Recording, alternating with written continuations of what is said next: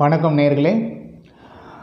ஆங்கில இலக்கண வகுப்பில் உங்கள் எல்லோரும் சந்திக்கல ரொம்பவே சந்தோஷமாக இருக்குது, மகிழ்ச்சியாக இருக்குது, குதூகலமாக இருக்குது, ஹாப்பியாக இருக்கேன். ஓகே, அண்ட் இப்போ நம்ம டென்ஸோட கடைசி கட்டத்தில் இருக்கோம் இல்லையா? ரீகேப்பில் கடைசி இதில் இருக்கும். என்னன்னாக்கா present perfect continuous, past perfect continuous, future perfect continuous அப்படின்னு சொல்லிட்டு இந்த ப்ரெசன்ட் கண்டினியூஸ்க்கும் ப்ரெசன்ட் பர்ஃபெக்ட் கண்டினியூஸ்க்கும் உள்ள வித்தியாசம் என்ன அப்படின்னு சொல்லி கேட்டிங்கன்னா, ஒரு டயத்தை குறிக்கிறது, ஒரு நேரத்தை குறிக்கிறது, ஒரு காலத்தை குறிக்கிறது அப்படின்னு சொல்லலாம். ஒரு நிகழ்ச்சி கடந்த காலத்தில் இத்தனை மணிக்கு ஆரம்பித்து இத்தனை மணிலேருந்து முடிஞ்சிட்டு இருந்தது அப்படின்றது past perfect continuous.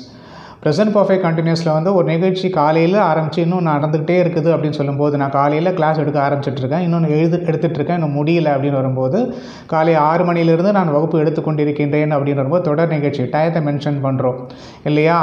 Since 6 o'clock நான் கிளாஸ் எடுத்துகிட்ருக்கேன் அப்படின்ற மாதிரி சொல்லும்போது அந்த நிகழ்ச்சி இன்னும் நடைபெற்று கொண்டிருக்கின்றது அப்படின்னு சொல்கிறது ப்ரெசன்ட் பர்ஃபெக்ட் கண்டினியூஸ். ஒரு நிகழ்ச்சி தொடர் நிகழ்ச்சியாக கடந்த காலத்தில் நடைபெற்று கொண்டு இருந்தது என்பதை சொல்ல நம்ம பாஸ்ட் பர்ஃபெக்ட் கண்டினியூஸ் அப்படின்றத யூஸ் பண்ணுவோம். ஒரு நிகழ்ச்சி எதிர்காலத்தில் தொடர்ச்சியாக நடைபெற்று கொண்டு இருக்கும் அப்படின்றத சொல்கிறத ஃபியூச்சர் பர்ஃபெக்ட் கண்டினியூஸில் யூஸ் பண்ணுவோம். முக்கியமாக ஒரு கால நேரம்ன்றத டயத்தை ஸ்பெசிஃபை பண்ணி சொல்லுவோம் அப்படின்றத மைண்டில் ஃபிக்ஸ் பண்ணிக்கோங்க. சரியா? இப்போ ப்ரெசன்ட் பர்ஃபெக்ட் கண்டினியூஸில் பார்க்குறோம். I have been living in this house for 40 years. For 40 years. இல்லைன்னா since 1962, 1972 அப்படின்னு சொல்லலாம். இது 40 வருட காலமாக நான் இந்த வீட்டில் வசித்து கொண்டு இருந்திருக்கிறேன் அப்படின்னு அர்த்தம். இது ப்ரெசன்ட் பர்ஃபெக்ட் கண்டினியூஸில் வசித்து கொண்டு இருந்திருக்கிறேன், வசித்து கொண்டிருக்கிறேன்னு சொல்லுவாங்க. பட் தூய தமிழ், கரெக்டான தமிழ் கிராமர் அப்படின்னா கொண்டு இருந்திருக்கிறேன் அப்படின்ற மாதிரி வரும். I have been living in this house for 40 years. Negative, I have not been living in this house for 40 years. இந்த வீட்டில் நான் 40 வருஷமாக வசித்து கொண்டு இருந்திருக்கவில்லை அப்படின்னு சொல்கிறோம். Have you been living in this house for 40 years? நீ இந்த வீட்டில் கடந்த 40 வருடங்களாக வசித்து கொண்டு இருந்திருக்கிறாயா? Yes, I have been living in this house for 40 years. ஆமாம், நான் இந்த வீட்டில் கடந்த 40 வருட காலமாக வசித்து கொண்டு இருந்திருக்கிறேன். No, I have not been living in this house for 40 years. No, நான் இந்த வீட்டில் 40 வருட காலமாக வசித்து கொண்டு இருந்திருக்கவில்லை அப்படின்னு சொல்லுவோம். Haven't you been living in this house for 40 years?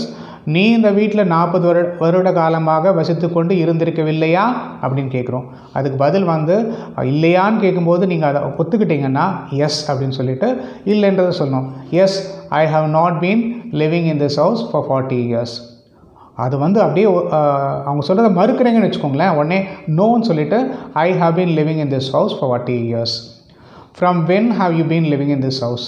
இந்த வீட்டில் நீங்கள் எப்பொழுதிலிருந்து வசித்து கொண்டு இருந்திருக்கிறீர்கள். From when have you been அப்படின்னு சொல்லும்போது எப்பொழுதிலிருந்து இந்த வீட்டில் வசித்து கொண்டு இருந்திருக்கிறீர்கள். How long have you been living in this house?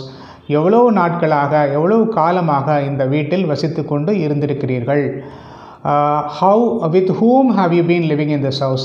யாருடன் இந்த வீட்டில் வசித்து கொண்டு இருந்திருக்கிறீர்கள் அப்படின்னு கேட்க முடியும். Why have you been living in this house for? இந்த வீட்டில் ஏன் சார் 40 வருஷமாக இருந்து கொண்டு இருந்திருக்கிறீர்கள் அப்படின்னு வரும். ரொம்ப குழப்பமாக இருந்து கொண்டு இருக்கிறீர்கள்னு கேட்டுக்கோங்க, தப்பு இல்லை. ஓகே, திருப்பி இருந்து கொண்டு இருந்திருக்கிறீர்கள் அப்படின்னு சொன்னாக்க கொஞ்சம் எப்படி தமிழில் தெரிஞ்சுக்கணும்னு சொல்கிறேன். நீங்கள் தமிழில் பேச போகிறதில்ல, நீங்கள் பேச வேண்டியது ஆங்கிலத்தில் தான். அதனால் நீங்கள் அப்படியே என்ன வருதோ அதை பார்த்து பேசிக்கலாம் இல்லையா? How long have you been living in this house? With whom have you been living in this house? Why have you been living in this house for 40 years அப்படின்னு கேட்க முடியும். திருப்பி ரிப்பீட் பண்ணுறேன் பாருங்கள். I have been living in this house for 40 years.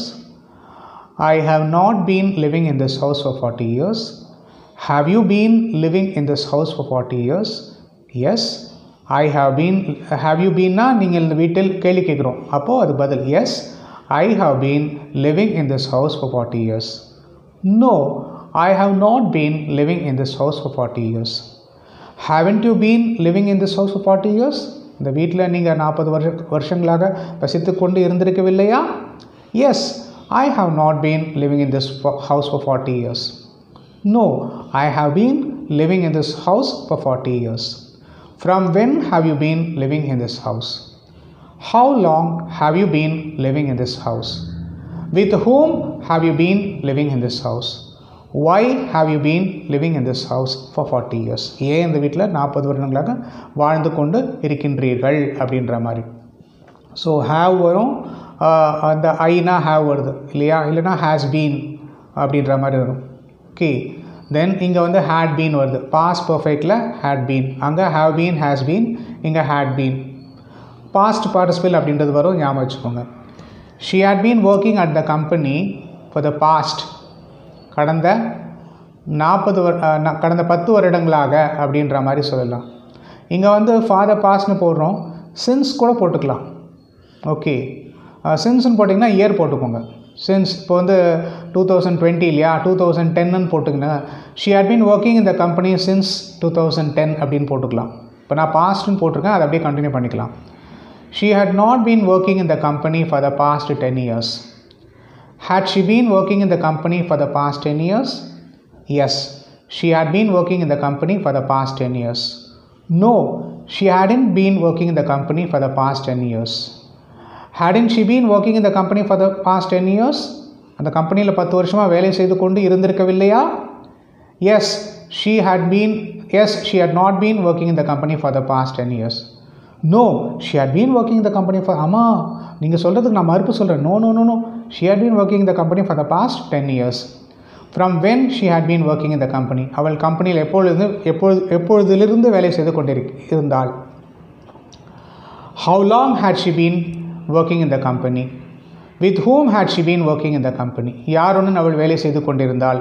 அவங்கள அசோசியேட்னு யாராக இருப்பாங்க, அவங்களோட சேர்ந்து வேலை பார்க்குறோம் அப்படின்ற மாதிரி சொல்லுவோம் இல்லையா, ஒரு குரூப்பாக ஒர்க் பண்ணுவாங்க. So with whom had she been working and whose company she had been working in the companyன்னு சொல்லலாம். and whose leadership she had been working in the company அப்படின்னு கேட்கலாம். ஓகே, ஸோ இது வந்து had been அப்படின்னு சொல்லி வருது, past perfect continuous வருது. இங்கேயும் வந்து ஒரு டயத்தை சொல்லணும் அப்படின்னு சொன்னால் ஃபார் த பாஸ்ட்னு சொல்கிறோம், இல்லைனா சின்ஸ் 2010 அப்படின்ற மாதிரி ஒரு வருஷத்தை போட்டும் நம்ம சொல்ல முடியும். ஓகே, இப்போ வந்து நெக்ஸ்ட்டு ஃப்யூச்சர் பர்ஃபெக்ட் கண்டினியூஸ் அப்படின்னு சொல்லிட்டு, ஃப்யூச்சர் பர்ஃபெக்ட் கண்டினியூஸ்னால் எதிர்காலத்தில் ஒரு நிகழ்ச்சி தொடர்ச்சியாக நடைபெற்று கொண்டிருக்கும் அப்படின்றது சொல்கிறோம். ஒரு டயத்துலேருந்து இந்த டயத்துலேருந்து நடந்துட்டுருக்கோம் அப்படின்ற மாதிரி சொல்கிறோம். இல்லைனா ஒரு நிகழ்ச்சி வந்து எதிர்காலத்தில் நேரத்தில் முடிஞ்சிருக்கும் அப்படின்னு சொல்ல முடியும். இன்னும் முடிஞ்சிருக்கும் அப்படின்ற மாதிரி சொல்ல முடியும். எப்படி சொல்லலாம்னா, Gokul will have been completing his masters degree by June. இப்போ வந்து பிப்ரவரி நடக்குதுன்னு வச்சுக்கோங்களேன், மார்ச்சில் வந்து கோகுல் வந்து அவனோட மாஸ்டர்ஸ் டிகிரியை முடித்துக்கொண்டு இருந்திருப்பார் அப்படின்ற மாதிரி, முடித்திருப்பார் உங்களுக்கு வசதியாக இருந்தால் போட்டுக்கோங்க. ஓகேயா, I don't want to confuse you, அதனால் நான் அதை உண்மையை சொல்லிட்டேன், உங்களுக்கு எது ஈஸியோ அதை பார்த்துக்கோங்க. Gokul won't have been completing his masters degree by June. அவர் வந்து மாஸ்டர்ஸ் டிகிரி ஜூனில் முடித்திருக்க மாட்டார். ஏன்னா அவன் சரியாக படிக்கல போல இருக்குது, எப்படி வரும்னு சொல்லி தெரியல, பேப்பர் வேறு ஸ்ட்ரிக்ட்டு, வேல்யூவேஷனும் ஸ்ட்ரிக்டானு சொல்லி தெரியல. அதனால் Gokul won't have been completing his master degree by June. Will Gokul have been completing his master degree by June? Gokul வந்து ஜூனில் வந்து மாஸ்டர்ஸ் டிகிரி முடிச்சிருப்பாரா அப்படின்னு கேட்குறோம். Yes, Gokul will have been completing his masters degree by June. ஆமாம், கோகுல் வந்து ஜூனில் masters degree முடித்திருப்பார் அப்படின்ற மாதிரி சொல்லலாம். No, Gokul will not have been completing his masters degree by June. கேள்வி கேட்குறோம் நெகட்டிவாக. won't Gokul have been completing his masters degree, Gokul வந்து ஜூனில் மாஸ்டர்ஸ் டிகிரி கம்ப்ளீட் பண்ணியிருக்க மாட்டானா அப்படின்னு கேட்குறோம். உடனே நீங்கள் என்ன சொல்கிறீங்க, அந்த நெகட்டிவில் கேட்குறாங்க, உடனே என்ன சொல்கிறீங்க, அது எப்படி சொல்ல போகிறீங்கன்னு பாருங்கள். நீங்கள் அதுக்கு வந்து ஆமாம் கம்ப்ளீட் பண்ணியிருக்க மாட்டான்னு சொன்னால் எஸ் சொல்லியிருப்பீங்க. எஸ் சொல்லிவிட்டு நெகட்டிவாக அந்த ஆன்சர் வந்து நெகட்டிவாக தான் இருக்கும்னு பார்த்துக்கோங்க. Yes, Gokul will not have been completing his masters degree by June.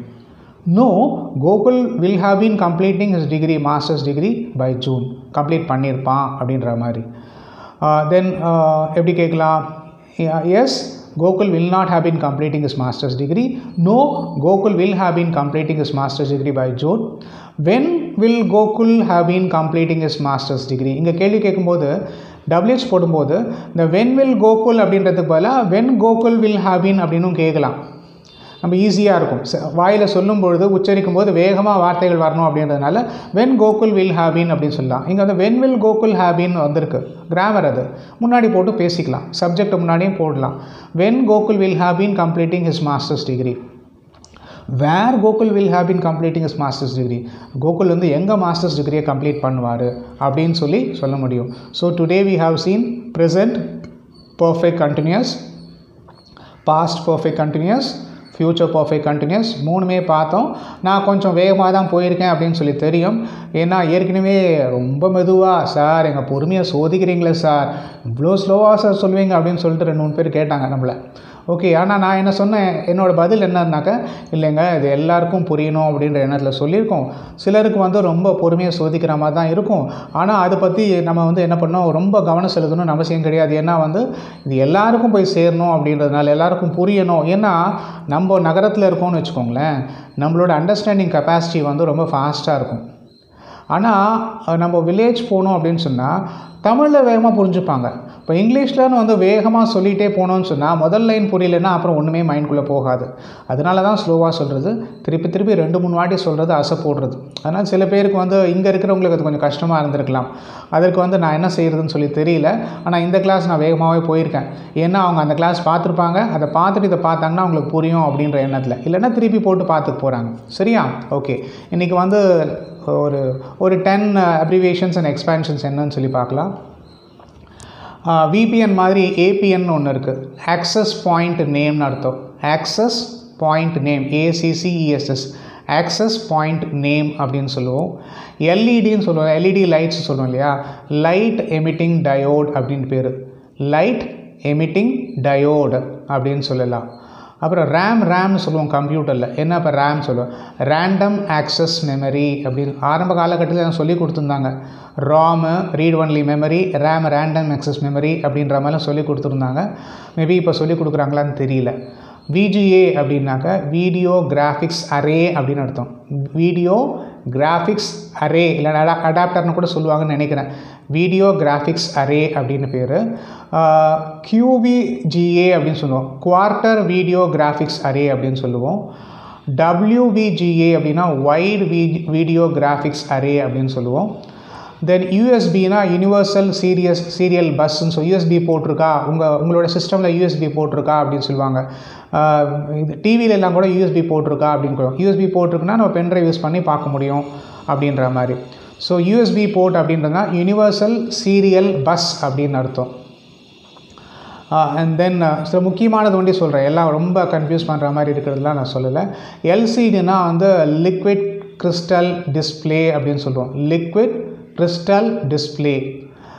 WLAN அப்படின்னு wireless local area network, WLAN wireless local area network அப்படின்னு சொல்லலாம். OTGனா ஆன் தி கோன்னு அர்த்தம், OTGனா ஆன் தி கோ அப்படின்னு சொல்ல முடியும். Okay, so I think PPI அப்படின்னா pixels per inch, pixels per inch PPI அப்படின்னு சொல்லுவோம். ஸோ இதெல்லாமே இப்போது நவடேஸ் வந்து கம்ப்யூட்டர் பார்லன்ஸு டெக்னிக்கல் வேர்ட்ஸ் வந்து இதெல்லாம் நிறையவே யூஸ் பண்ணிகிட்ருக்கோம். இதை மைண்டில் எங்கேயாவது ஒரு மூலையில் போட்டு வைங்க, டெஃபினட்டாக யூஸ்ஃபுல்லாக இருக்கும். சரி நேயர்களே, நிகழ்ச்சியை பார்த்துருப்பீங்க. நிகழ்ச்சி அகைன் உங்களுக்கு என்ன வழக்கமான டயலாக் தானே, வேறு மாற்றி சொல்லணும்னு அவசியம் கிடையாது. நிகழ்ச்சி உங்கள் எல்லாருக்கும் பிடிச்சிருக்கும் அப்படின்னு நினைக்கிறேன். இந்த நிகழ்ச்சி உங்களுக்கு கண்டிப்பாக பிடிச்சிருந்ததுன்னு சொன்னாக்க கண்டிப்பாக ஷேர் பண்ணுங்கள், திருப்பி அகைன் சப்ஸ்கிரைப் பண்ணுங்கள். ஏன்னா அடுத்த கிளாஸஸ் நிறைய வந்துகிட்டே இருக்க போகுது, உங்களை இதோடு விட போகிறதில்ல. நீங்கள் எவ்வளோ தெரிந்து கொள்ளணும்னு நினைக்கிறீங்களோ அந்த அளவுக்கு நாங்கள் கிளாஸ் சொல்ல போகிறோம். மீண்டும் அடுத்த வகுப்பில் உங்கள் எல்லாரையும் சந்திக்கிறேன். அது வரைக்கும் உங்ககிட்ட விடைபெறுவது வெங்கட்.